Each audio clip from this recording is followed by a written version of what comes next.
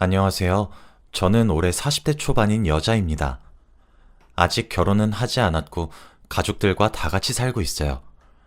나이가 40이 넘었는데도 가족들이랑 다 같이 한 지붕 아래에서 산다고 하면 많은 사람들이 언제 독립할 거냐고 부모님 등골 빼먹지 말라고 하는데 저희 집이 다 같이 살게 된 이유는 따로 있습니다. 어디서도 이야기한 적 없는 내용인데 오늘 한번 이 자리를 빌어 여러분들께 알려드리려고 해요. 몇 년 전에 있었던 일입니다. 저희 집은 저와 오빠, 그리고 엄마 아빠 이렇게 총 4명이서 살고 있어요. 다른 집처럼 평범하게 화목하고 소통도 잘하는 가족이었죠. 그런데 어느 날 한 사람으로 인해 이 행복은 끝이 나고 말았습니다. 저희 오빠는 어렸을 때부터 반항기도 심했고 많이 엇나가서 부모님 속을 많이 썩였어요. 마땅한 직업도 없고 결혼할 나이가 되었는데도 돈 모아둔 것도 하나 없고 말이죠. 부모님이 항상 뭐 해 먹고 살 거냐고 잔소리를 하시면 그냥 내가 알아서 할게 라고 하거나 엄마 아빠가 나한테 재산 물려주고 죽겠지 라고 했고요. 부모님은 그런 자식한테 재산을 물려주고 싶으셨을까요? 저한테 매일같이 하소연하셨습니다. 우리가 뼈 빠지게 모은 돈을 저런 자식한테 물려줘야 한다니 라고 하면서요. 부모님 주위에서는 다 손주 보고 며느리도 보고 하는데 오빠는 그런 소식이 전혀 들리지 않으니까 많이 걱정해야 하는 눈치였어요. 저런 놈을 어떤 여자가 좋다고 데려갈까? 누구든지 데리고 오기만 하면 좋다고 결혼시킬 텐데. 부모님은 오빠보다 못난 사람은 이 세상에 없을 거라며 제발 만나는 여자 있으면 결혼하라고 했습니다. 반면에 오빠와 다르게 저는 번듯한 직장도 있고 나름 회사 내에서 엘리트로 소문나 있어요. 경제적으로 안정적이기도 하고 모아놓은 돈도 꽤 있었죠. 그래서 남자만 만나면 되는 상황이었습니다. 엄마와 아빠는 매일같이 저와 오빠를 비교하면서 아이고 우리 아들이 딸 반만이라도 닮았으면 좋겠다 라고 하실 정도였죠. 오빠 같은 사람을 어떤 여자가 좋아할까 싶었고 저는 오빠가 아무 능력도 없고 성격도 별로라서 결혼은 절대 못할 줄 알았어요. 그런데 얼마 뒤 오빠는 한 여자를 데리고 왔습니다. 엄마 아빠 인사하세요. 저와 결혼할 여자입니다. 아무 연락도 없이 갑작스레 집에 한 여자를 데리고 왔는데 얼굴도 예쁘고 성격도 좋아 보였어요. 근데 왠지 모르게 쎄했습니다. 그 여자 주위에 안 좋은 기운이 잔뜩 몰려있는 기분이랄까요? 그런데 오빠가 집에 여자를 데리고 온 건 처음이었기 때문에 저희는 좋다 싫다 할 처지가 아니었고 무조건 그 여자를 반겼죠. 도대체 이 여잔 뭐가 아까워서 오빠 같은 사람을 만나는 건가 궁금했어요. 그래서 자리에 앉아 저희 5명은 대화를 했습니다. 이야기를 하면 할수록 그 여잔 되게 색다르더라고요. 약간 공감 능력이 떨어진다고 할까요? 저와 부모님이 물어보는 말에 생각지도 못한 대답을 툭툭 던지니까 저희 셋은 당황하기 일쑤였죠. 반면에 오빤 늘 있는 일인지 해맑게 웃고 있었고요. 저희 집에서 햄스터를 키워요. 거실에 햄스터 집이 있습니다. 도저히 대화가 오가지 않아서 정적이 많이 흘렀는데 그 여자가 햄스터를 보고 혹시 만져봐도 되냐고 하더라고요. 그런데 저희 집 햄스터가 낯선 사람의 손길이 닿으면 물어요. 그래서 그 여자한테 미리 주의사항을 다 말했습니다. 햄스터를 손바닥에 올리면 절대 만지지 말라고요. 만지면 낯선 손길 때문에 예민해져서 언니를 물 수 있다고 했죠. 그 여잔 절대 만지지 않겠다고 했고 저는 그 여자 손에 저희 집 햄스터를 올려줬습니다. 처음엔 그 여자도 만지지 않았고 자기 손 위에 올려진 햄스터를 바라만 보고 있더라고요. 햄스터도 물지 않았죠. 그런데 얼마 뒤 그 여자는 햄스터를 쓰다듬기 시작했고 저흰 하지 말라고 했지만 멈추지 않았습니다. 결국 몇 초 뒤 갑자기 그 여자가 악 하는 소리와 함께 저희 가족은 다 같이 당황했고 너무 놀람과 동시에 화가 났습니다. 저희 가족은 그 여자한테 당신 미친 거 아니야? 애 다쳤으면 어쩌려고 그래요? 뭐 하는 짓이에요? 라고 하며 화를 불같이 냈는데 그 여자의 대답은 역시나 상상치도 못한 답이었어요. 날 아프게 했으니 저것도 아파야죠. 저와 엄마 아빠는 그 말을 듣고 벙쪄서 이 사람은 제정신이 아니라는 것을 느꼈습니다. 반면에 오빤 저희 햄스터한테는 관심이 없었고 그 여자한테 물린 데는 괜찮아? 많이 아프지? 라고 하면서 보듬어 주더라고요. 저흰 보다 못해 당장 이 집에서 꺼지라고 했습니다. 결혼은 다시 생각해보자고 했죠. 그런데 그 여잔 나가면서 끝까지 다음에 또 볼게요 하고 나갔습니다. 다행히 햄스터는 다치지 않았지만 많이 겁을 먹은 것 같았어요. 그렇게 저희 가족은 그 여자의 모습을 보고 결혼을 다시 생각하게 되었어요. 처음엔 평생 혼자 살 것 같은 오빠와 만나주는 여자에게 잘해주고 싶었는데 그런 모습을 보고 나니까 정이 뚝 떨어진 것 같았죠. 그리고 그 여잔 끝까지 사과 한마디 없었습니다. 오빠도 집으로 돌아와서는 아무렇지 않다는 듯이 행동했죠. 그런데 그 일이 있고 며칠 뒤 그 여자한테서 연락이 왔습니다. 제 번호는 오빠한테서 알았는지 문자가 왔더라고요. 아가씨, 소개팅 해볼 생각 없어요? 저번 일도 너무 죄송스러워서 사과의 의미로 괜찮은 남자 한 명 소개시켜드리고 싶어서요. 그 여자는 자기 직장 동료 중에 괜찮은 사람이 있다고 했고 한 번만 만나보라고 하더라고요. 처음엔 고민하다가 그래도 나를 생각해주는 것이 고맙고 저번 일에 대해 사과하고 싶어 하는 것 같아서 한번 만나보기로 했죠. 소개팅 자리에 나가기 전에 그 언니와 연락도 자주 하고 통화도 자주 했어요. 저는 그렇게 새언니 하면서 조금씩 친해졌습니다. 새언니 말로는 정말 좋은 사람이고 인기가 너무 많아서 직장 여자들이 다 넘보고 있대요. 그런 사람을 저한테 소개시켜준다고 하길래 전 잔뜩 기분이 좋아져서 새언니한테 밥 한번 산다고 했죠. 소개팅 당일날 전 언니가 알려준 카페로 갔어요. 먼저 도착한 저는 어떤 멋진 사람이 나올까 하며 기대한 채로 기다리고 있었죠. 약속 시간이 조금 지나니까 어떤 한 할아버지가 제 테이블로 성큼성큼 걸어오시더라고요. 머린 백발이셨는데 나이와는 다르게 굉장히 젠틀해 보였습니다. 속으로 우와, 저런 아빠 있으면 정말 멋있겠다 라고 생각했죠. 당연히 저희 테이블을 지나칠 줄 알았던 그 할아버지는 갑자기 제 테이블 앞에 섰고 그러면서 저에게 혹시 신영씨 맞으세요? 라고 하는 겁니다. 전 그 말을 듣고 머리가 새하얘졌고 당황스러웠죠. 제가 이러지도 못하고 있으니까 그분도 어쩔 줄 모르시더라고요. 그분은 자기 또래를 소개받는 줄 알고 나온 거래요. 저는 겨우 정신을 차리고 죄송합니다만 반복했어요. 그분은 왜 제가 죄송하냐며 괜찮다고 웃으셨고 그러면서 민정씨가 실수할 사람이 아닌데 왜 그랬지? 하면서 좋게 말씀하셨습니다. 저와 그분은 바로 카페에서 나와서 각자 길을 갔습니다. 지금까지 가는 내내 새언니한테 배신감이 느껴지고 화가 치밀어 오르더라고요. 분명 저한텐 멋지고 인기가 많은 사람이라서 분명 좋아할 거라고 했는데 어떻게 나이 차이는 20살은 넘게 나 보이는 할아버지를 소개시켜줄 수가 있나요? 집으로 돌아가는 내내 화를 주체할 수 없었습니다. 새언니에게 전화해서 당장 집으로 오라고 했어요. 집으로 가니까 새언니와 오빠 그리고 부모님도 다 계시더라고요. 저는 현관문을 열고 들어가자마자 새언니의 얼굴을 보고 따졌습니다. 언니, 어떻게 할아버지를 저한테 소개시켜줄 수 있어요? 백발에다가 곧 있으면 지팡이 짚고 다니실 할아버지를 저한테 소개시켜주시면 어떡해요? 제 말에 부모님은 놀라면서 뭐? 그게 진짜니?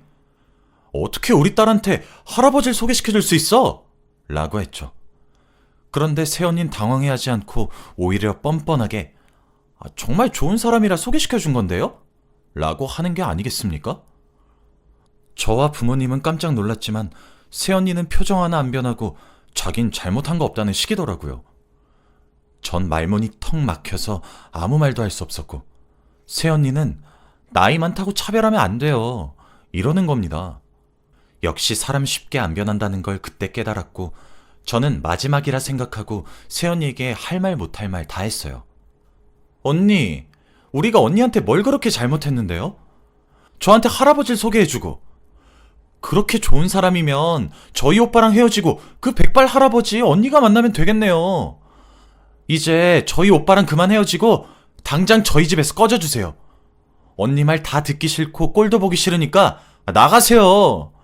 언니같이 사이코 같은 사람 때문에 저희 집 파탄 내고 싶지 않으니까 당장 꺼지라고요. 전 참아왔던 울분이 터지면서 눈물도 같이 흘렸습니다. 그런데 제 말이 끝나자마자 어디선가 손바닥이 제 뺨을 내리쳤고 저는 한순간에 고개가 꺾여져 나갔어요. 정신을 차리고 보니 제 왼쪽 뺨은 뜨겁게 타는 느낌이 들었고 상황 파악이 되지 않았죠. 바로 오빠였어요. 저는 믿기지 않았습니다. 오빠는 화가 잔뜩 난 표정으로 절 쳐다보고 있었고 전 생애 처음 맞아보는 뺨에 너무 무서웠어요. 이 상황을 보고 있던 엄마와 아빠는 오빠에게 미쳤냐고 그만하라고 난리였죠. 그런데 그때 전 새언니의 표정을 보고 경악을 금치 못했습니다. 새언니는 내가 뭘 잘못했냐는 식으로 눈만 껌뻑거리면서 절 쳐다보고만 있었거든요. 그저 무표정이었습니다. 엄마와 아빠가 오빠를 때리면서 미친 거냐고, 우리가 널 이렇게 키웠냐고 화를 잔뜩 내고 있었고, 오빠는 내 여자친구가 너 생각해서 소개팅 해줬는데도 뭐? 사이코 같은?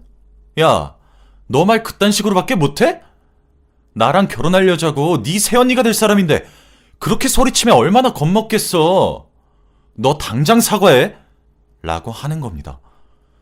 그 말을 듣고 엄마와 아빠는 결혼 절대 안 시켜줄 거라고, 당장 헤어지라고, 이 집에 다시는 들어올 생각하지 말라고 했고 그들은 거의 쫓겨나다시피 나갈 줄 알았어요.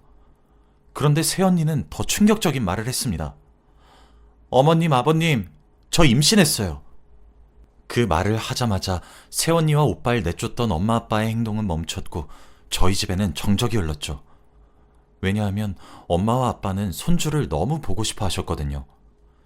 새언니가 아니면 오빤 절대 다른 여자를 못 만날 게 뻔했기에 부모님은 고민하시는 것 같았어요. 그러면서 새언니는 반대하셔도 아인 꼭 낳을 거예요 라고 했습니다. 그 말을 하고 둘은 집에서 나갔고 저희 집엔 정적이 흘렀죠. 그리고 며칠 동안 대화 하나 오가지 않았습니다. 그런데 몇 주 후 아빠가 먼저 말을 꺼내기 시작했어요. 결혼시키자라고 했죠. 저는 절대 안 된다고, 저런 사이코 같은 여자가 집에 들어오면 집안 풍비박산 난다며 말렸지만 아빠는 그래도 아이를 낳으면 달라질 거야 라고 하며 새언니를 가족으로 받아들이자고 했어요. 엄마도 그 말에 동의를 했고 어쩔 수 없이 결혼식은 올리지 않았지만 바로 혼인신고를 했고 오빠는 나가서 신혼집에서 살았죠. 당연히 신혼집을 구하고 살림살이를 준비하는 데에는 저희 부모님의 돈으로 거의 준비했지만요. 아무튼 저는 아직도 새언니에 대한 앙금이 조금 남아있어서 할 말만 하는 어색한 사이로 지냈습니다. 그렇게 몇 달이 흘렀고 조카가 태어났어요. 조카를 처음 본 그 순간은 절대 잊지 못합니다. 너무 예쁘고 사랑스러웠거든요. 조카의 엄마인 새언니는 마음에 들지 않았지만 조카는 제발 바르고 착하게 자라줬으면 좋겠다고 생각이 들었어요. 조카가 태어나고 나서는 오빠네 집에 자주 왕래를 했고 새언니와의 사이도 조금씩 나아졌습니다. 저는 조카 바보라서 조카가 가지고 싶어하는 걸 다 사주었고 거의 제 아들처럼 키웠죠. 그런데 제 조카는 어릴 때부터 조금 이상했습니다. 처음엔 애가 아직 너무 어려서 사리분별을 잘 못하나 보다 했어요. 그런데 아무리 교육을 시키고 하면 안 된다고 단호하게 말을 해도 잘 못 알아들었습니다. 초등학교를 들어가기 전에는 제 방에 있는 곰인형을 파내고 있더라고요. 저는 그 모습을 보고 기겁해서 하면 안 된다고 말렸지만 아이는 제 말을 듣지 않았습니다. 조그마한 상처이긴 했지만 피가 났고 저는 아파서 손을 부여잡고 이랬죠. 그런데 조카는 제가 아파하면 막 좋다고 까르르 웃었고 솔직히 그때 정말 많이 충격을 받았어요. 이런 적이 한두 번이 아니었고 그럴 때마다 새언니와 오빠한테 말했는데 새언니는 원래 다 그러면서 크죠 라고 했고 오빠는 안 그래도 요즘 걱정이긴 해 라고 했습니다. 새언니와 오빠의 교육 방식이 워낙 달랐고 이건 저라도 바로 잡아줘야 할 것 같아서 몇 번 단호하게 말도 해보고 혼도 냈습니다. 그런데 처음만 괜찮지 시간이 지나면 다시 돌아왔어요. 그리고 조카가 초등학교에 들어가고 나서부터 더 큰 문제가 생기기 시작했습니다. 조카는 학교에서 사고를 많이 쳐서 오빠가 학교에 많이 불려갔거든요. 처음에는 단순히 친구들과 투닥투닥거리고 말싸움 하는 정도인 줄만 알았습니다. 그런데 생각외로 많이 심각하더라고요. 조카와 같은 반인 친구가 조카한테 왜 내 눈을 똑바로 쳐다보냐? 라고 하면서 시비를 걸었대요. 그런데 그때 조카는 아무 대답이 없었고 무시했다고 합니다. 처음에 여기까지 듣고 조카가 잘 대처했다고 생각했죠. 그런데 다음이 대박이었습니다. 수업이 끝나고 쉬는 시간이 되자 조카는 아까 자기한테 시비를 걸었던 친구를 뒤따라 나갔고 결국 그 친구는 전치 10주가 나왔다고 합니다. 정말 심각한 수준이잖아요. 저는 이 말을 오빠한테 듣고 입을 틀어막고 아무 말도 할 수 없었습니다. 오빠는 그날 학교에서 연락을 받고 일도 다 내팽겨치고 학교로 가서 피해자 부모님께 무릎을 꿇고 사과를 했대요. 그런데 그 모습을 보고 있던 조카는 아무런 반응도 없이 무표정으로 그저 허공만 보고 있었다고 합니다. 다행히도 합의를 해주셔서 빨리 끝낼 수 있었는데 그래도 이건 너무 심각하잖아요. 집으로 돌아가는 동안 아들에게 혼도 내보고 다 했대요. 그런데도 못 알아듣는다고 합니다. 지금 계단에서 넘어진 친구는 병원에서 대수술을 하고 있는데 말이죠. 그 이야기를 새벽에 저희 집에 불쑥 와서 저와 부모님 앞에서 울며 말했습니다. 저는 바로 이혼하라고 했어요. 분명 조카와 새언니는 평범한 사람들과 다른 생각을 가지고 있다고 했죠. 그 사람들 옆에 있으면 오빠까지 잘못될 것 같았습니다. 그런데 오빠는 이혼할 수가 없대요. 제가 왜 그러냐고 물으니 갑자기 더 서럽게 우는 겁니다. 사실은 나랑 아내 사이에 둘째가 있었거든. 저와 부모님은 처음 듣는 얘기에 넋을 잃고 말았어요. 그런데 오빠가 하는 말을 듣고 정말 기절할 뻔했습니다. 오빠와 새언니는 둘째를 임신한 소식을 알고 정말 기뻐했대요. 새언니도 애지중지 몸 관리도 열심히 하고 태교도 했죠. 그런데 배가 점점 나오고 그러니 첫째가 심통이 났나 봐요. 결국 조카를 잃고 말았습니다. 새언니는 둘째를 그렇게 보내고 나니까 몸이 망가질 대로 망가졌대요. 그리고 정신적으로도 많이 피폐해졌고요. 가족들은 넋을 잃고 말았고 말문이 턱 막혔죠. 새언니도 이 사건 때문에 정신을 조금 차렸는지 아이가 남들과 다른 것 같다고 말했답니다. 저는 그날 오빠한테 진지하게 정신과 상담을 받아보라고 했어요. 오빠는 펑펑 울면서 도저히 못 버티겠다고, 감당하지 못하겠다고 했고 며칠 뒤 오빠는 아들과 새언니를 데리고 정신병원에 갔다 왔죠. 3명 다 진단을 받았는데 결과는 놀라웠습니다. 조카와 새언니가 사이코패스 진단을 받았거든요. 당장이라도 입원해서 치료를 받아야 한다고 했죠.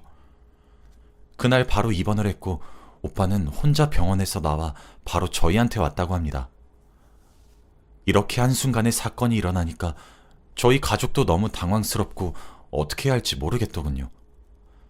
새언니가 집에 들어오기 전까지만 해도 화목하고 행복한 가족이었는데 하루아침에 분위기가 이렇게 변하다뇨. 결국 저흰 조금이라도 기분이 나아지기 위해 시골에 있는 전원주택으로 이사가기로 했어요. 주위에 자연이 있는 곳에 저희 가족 4명이서 사니까 서울에 있을 때보다는 많이 나아진 것 같습니다. 오빠는 새언니와 이혼을 했고 조카 양육권은 오빠가 가지고 왔어요. 그래도 자주 정신병원에 가서 면회도 하고 이야기도 많이 나누고 있다고 합니다. 지금은 몇 년 전 이야기지만 그때만 생각하면 아직도 생생해요. 여러분들도 결혼하기 전에 상대를 잘 알아보고 결혼하시길 바랍니다. 제 이야기는 여기까지예요. 들어주셔서 감사합니다.